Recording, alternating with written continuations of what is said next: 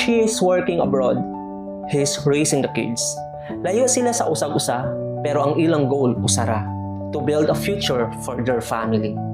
Hi, I'm Daddy Ray, Life and World Advisor, husband, and proud tatay. And today, let's talk about turning sacrifice into lasting security. 1. Every role matters. Ang nanrabaho sa gawas ug ang pag-atiman sa balay pareho ka-importante. Walay mas dako, walay mas gamay, because both are building blocks of the dream. 2. Sacrifice must lead to security.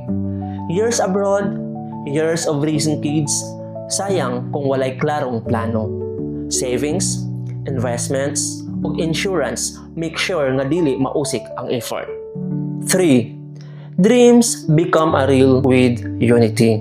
Bisan layo kung magkahiusa mo sa goals o plano, the family wins together, not just survive apart.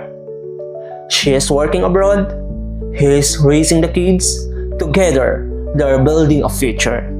Kung gusto nimo nga imong sakripisyo mahimong lasting security, let's talk. This is Daddy Ray, reminding you to protect your peace, your plan, your people, empowering the future, one family at a time.